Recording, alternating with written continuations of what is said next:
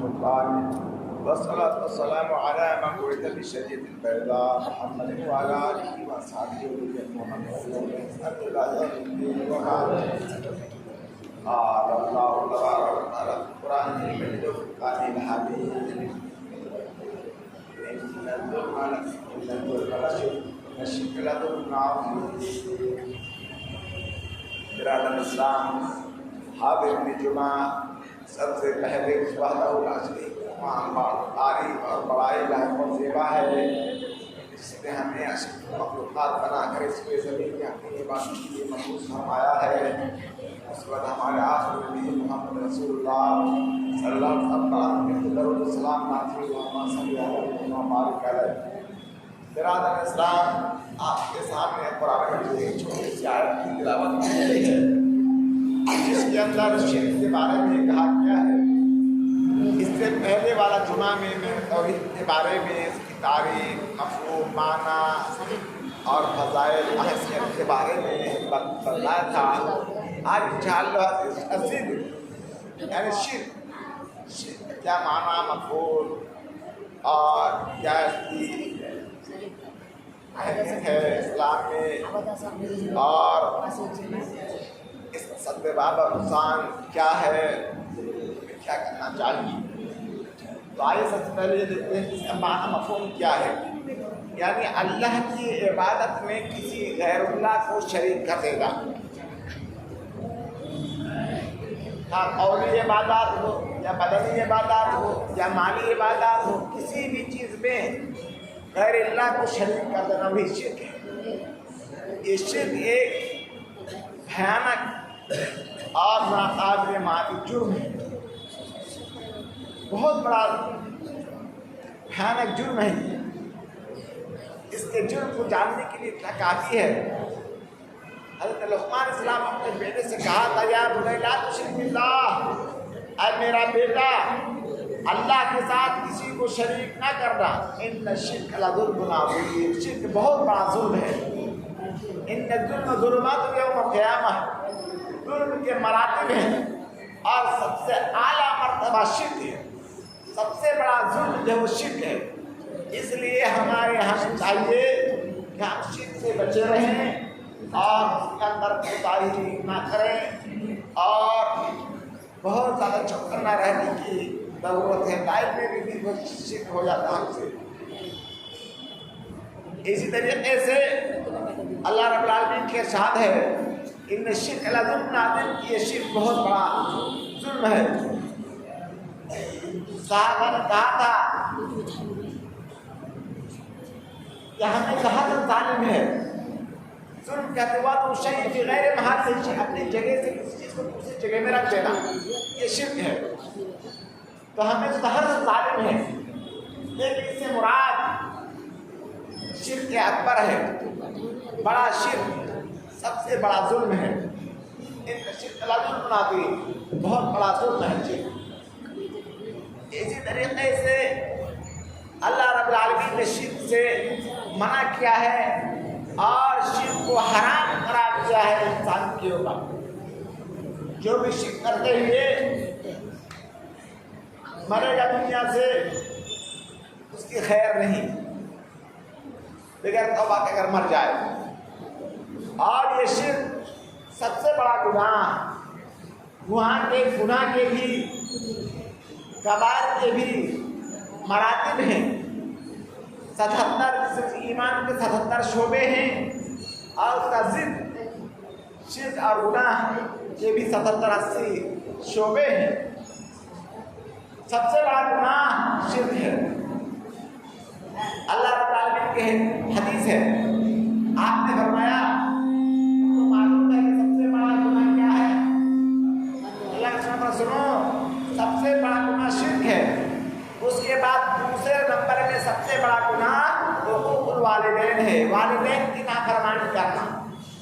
ہم اگر دونوں میں سے کسی ایک کو بڑھاپے میں پا دیے اور جنت جانے کا مستحق نہیں بن سکے تو ایسا شخص بدنصیب ہے، واحد ہے، بیکار ہے، بدقسمت ہے، بدنصیب ہے کہ والدین کو پایا یا کسی ایک کو پایا اور جنت کا وہ مستحق نہیں بن سکا۔ ہمیں چاہیے کہ ہم جنت کے مستحق بنیں اور والدین کی خدمت کریں۔ شرک کے بعد دوسرے نمبر سب سے بڑا گناہ شرک ہے، لوگوں کو قربان کریں۔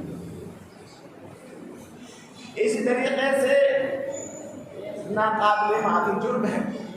ان اللہ لا یغفر ان یشرک بہ ویغفر دون ذلک لمن یشاء۔ اللہ رب العالمین کا اعلان ہے اگر کوئی شخص شرک کیا اور بغیر توبہ کے مر گیا تو وہ ہمیشہ ہمیشہ جہنم میں رہے گا، کبھی بھی جہنم سے نہیں باہر نہیں ہوگا۔ اور گناہ کبیرہ یا صغائر جنت کے مر گیا اس کی حیثیت ہے کہ جنت جہنم میں سزا بھگتنے کے بعد یا تو معاف کرنے کے لیے سزا بھگتنے کے بعد جنت میں جائے گا۔ لیکن اگر کوئی شخص شرک کیا اور شرک کرنے کے بعد توبہ نہیں کیا اس کے بدلے بھی اللہ رب العالمین اس کو جہنم میں ڈالے گا اور ہمیشہ ہمیشہ جہنم میں رہے گا، کبھی بھی جہنم سے نہیں نکلے گا۔ ایک مشرک، یہ مشرک کا کافر ہو یا مسلمان مشرک، دونوں برابر ہیں۔ ہماری پیشانی مورتی کے سامنے جھکے یا کسی قبر پیر کے سامنے جھکے، دونوں برابر، دونوں کی شکل میں جنکا کے برابر کوئی فرق نہیں۔ اس لیے ہمیں چاہیے کہ ہم اپنے پیشانی کو اللہ کے علاوہ کسی کے سامنے نہ جھکائیں، نہ سجدہ نہ کریں، سجدہ نہ کریں اور سر کو نہ ٹیکیں کسی کے سامنے بھی۔ اسی طریقے سے اگر ہم شرک کرتے ہیں تو جو ہماری نیکیاں ہیں پہاڑ کے برابر نیکیاں بھی اگر کر لیں وہ تمام برباد اور ضائع اور بیکار ہو جاتا ہے۔ اللہ رب العالمین کے ارشاد ہے لیکن شرک لَيَحْبَطَنَّ عَمَلُكُمْ کہ اگر ہم شرک کریں گے تو ہمارے تمام اعمال برباد ہو جائیں گے، بیکار ہو جائیں گے۔ اگر ہم شرک کریں تو ہمارے اعمال برباد ہو جائیں گے، بیکار ہو جائیں گے۔ شرک لَيَحْبَطَنَّ عَمَلُكُمْ اور ہم آخر میں گھاٹا اٹھانے والے میں سے ہو جائیں گے۔ اس لیے مومن کو بہت زیادہ محتاط رہنے کی ضرورت ہے، بہت زیادہ چوکنا رہنے کی ضرورت ہے کہ کہیں ہم سے بے خیالی میں شرک نہ ہو جائے۔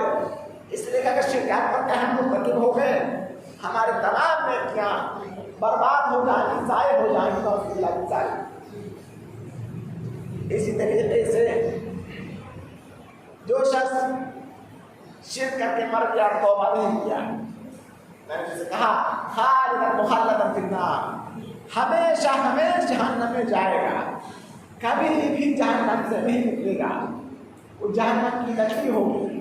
یہ کفار اور مشرک لوگ، خواہ مشرکین کافروں میں سے ہو یا مشرک مسلمانوں میں سے ہو، دونوں میں کوئی فرق نہیں ہے۔ عذاب کے واجب ہونے میں جہنم کے خالد ہمیشہ ہمیشہ جہنم میں رہے گا۔ قرآن میں بے شمار آیت میں شرک کی ترغیب کی گئی ہے اور منع کیا گیا ہے۔ یہ مشرک لوگ جن کی عبادت کرتے ہیں، خواہ وہ سادھو ہو یا پیر ہو یا کوئی بھی اس کی عبادت کرتے ہیں، بڑا سے بڑا پیر ہو، اللہ رب العالمین کہتے ہیں لا یملکون مثقال ذرۃ، وہ تنکا کے برابر بھی کسی چیز کا مالک نہیں ہے۔ جس کو ہم لڑکا چاہتے ہیں، بیٹا چاہتے ہیں، نوکری چاہتے ہیں، وہ تنکا کے برابر کا بھی مالک نہیں ہے کہ ہم وہ سے خود ہی وہ محتاج ہے۔ جب انسان مر جاتا ہے تو محتاج ہو جاتا ہے، کامان تمام ختم ہو جاتے ہیں، مگر تین چیز، ایک تو انتفاع ہوئی، ایک اتنا سب کا جائزہ یا لڑکا نہیں کھاتا جس کے لیے دعا کرے۔ اسی طریقے سے قرآن مجید میں ہے صرف مثال کے ساتھ سمجھایا جیسے کو یہ جو غیر اللہ کی عبادت کرتے ہیں یہ ایک مکھی بنانے کے برابر بھی طاقت نہیں رکھتے ہیں، تو کیسے ہم اس کی محبت کرتے ہیں، اس کی عبادت کرتے ہیں؟ تو آپ سبحان اللہ غیر اللہ کی کتاب اپنی پیشانی دیکھتے ہیں اور جھکاتے ہیں۔ اللہ تعالیٰ ہمیں معاف کرے اور ہم توبہ کرنے کی توفیق دے۔ اسی طریقے سے ہم اور غلام ہمارے گھر میں کا چرم کیا دونوں برابر ہیں؟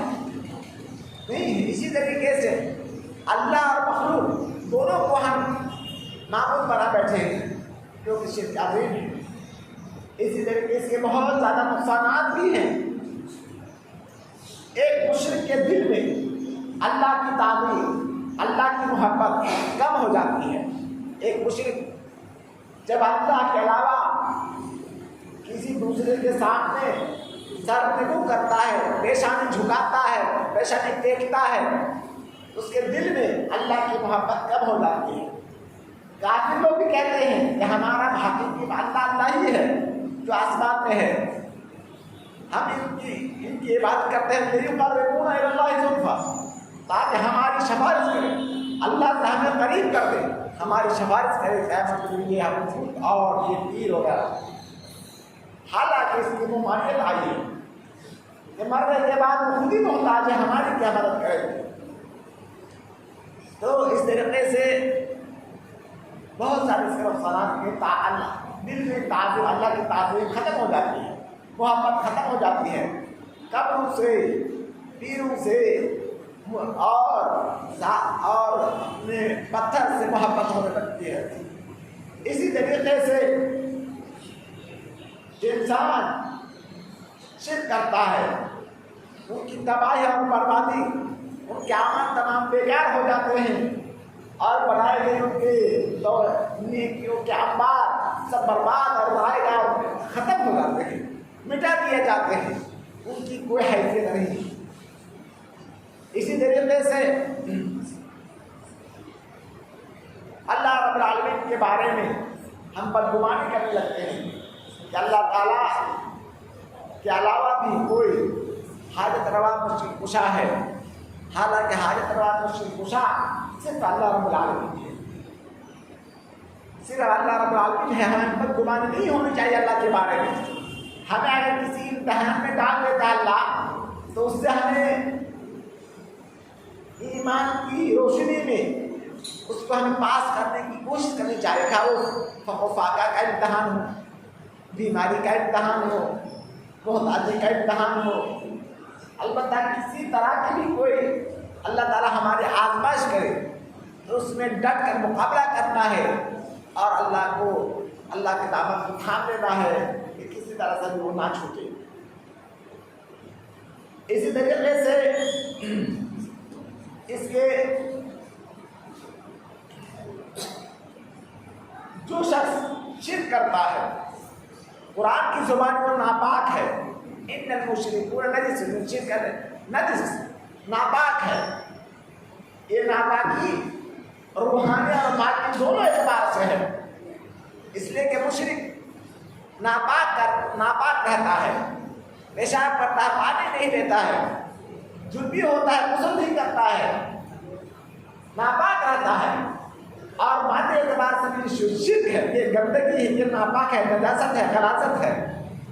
تو یہ مشرک جو ہوتے ہیں وہ ناپاک ہوتے ہیں اور ایک مومن پاک ہوتے ہیں، نفاست اس کے اندر ہوتی ہے، پاکیزگی ہوتی ہے، عمدگی ہوتی ہے مومن کے اندر۔ یہ ناپاک اور گندے لوگ ہیں۔ اسی طریقے سے اس کے سد باب کے لیے بھی ہمیں بہت کچھ کرنا ہے۔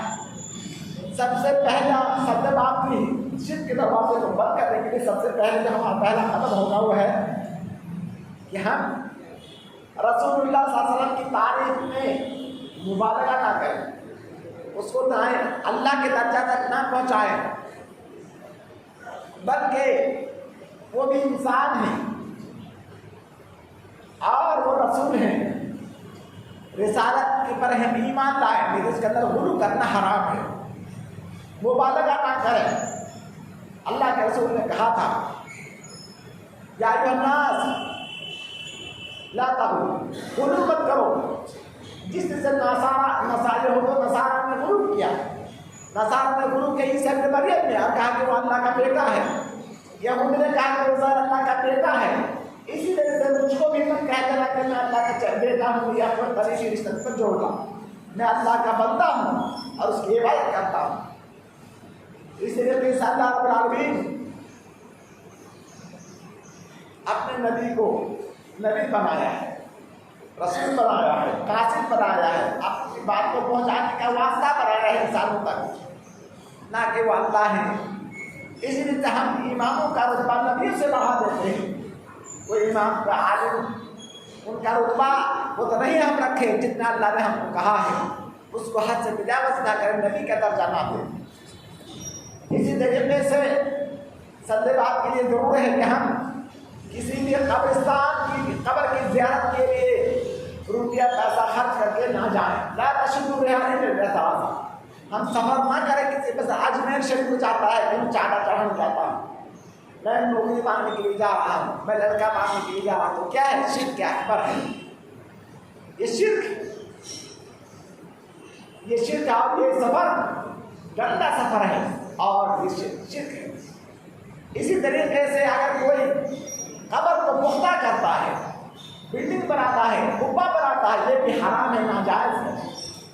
ابو الحجاج الاسدی کہتے ہیں علی رضی اللہ تعالیٰ نے کہا کہ کیا میں تم کو اس کام کے لیے نہ میں اس کام کے لیے اللہ کے رسول کو چھوڑنے جاتا ہے؟ جو اللہ کے رسول نے مجھے کہے تھے کہ کسی بھی قبر کے اندر اگر پختہ ہو تو اس کو توڑ ڈالو، وہ بہت زیادہ اونچی ہے، اس کو توڑ ڈالو، برابر کر دو۔ اس طریقے سے ہمیں قبہ اور قبر کو پختہ کرنا، مزار بنانا حرام ہے ہمارے لیے۔ کوئی بھی بزرگ ہو، کتنا ہی بڑا عالم ہو، عالم دین پر کیا ہو، کتنا بڑا پیر ہو۔ اسی طریقے سے قبر کی طرف منہ کر کے نماز پڑھنا شرک ہے۔ ہمیں چاہیے کہ کبھی بھی کوئی قبر کی طرف منہ کر کے نماز نہ پڑھے، اس کی طرف منہ کر کے نماز نہ ادا کریں، ورنہ وہ شرک ہو جائے گا۔ اللہ کے بجائے ہم قبر کو قبلہ بنائیں، بیت اللہ کا ہمیں قبلہ ڈائریکشن ہے، ڈائریکشن یہ بات کرنا اور کام کرنا ہے۔ اسی طریقے سے یہ شرک کی دو قسمیں ہیں، شرک اکبر اور شرک اصغر۔ اللہ تعالیٰ صاحب اگر ربوبیت میں شرک کرتے ہیں، اللہ کے پیدا کام کرنے میں، روزی دینے میں، مخلوق کو تبدیل کرنے میں تو شرک ہے۔ اسماء و صفات میں بھی شرک ہے، الوہیت میں شرک ہے، اللہ کے علاوہ کسی پر اگر بھروسہ کریں تو اس میں وہ بھی شرک ہے، یہ شرک اکبر ہے۔ اسی طرح شرک اصغر بھی بہت ساری چیزوں ہے، مثلا ریاکاری کرنا، نماز پڑھا رہے ہیں تو صدق اللہ کر رہے ہیں تاکہ لوگ دیکھیں کہ بڑا نمازی ہے، تو یہ ریاکاری شرک اصغر ہے، چھوٹا شرک ہے۔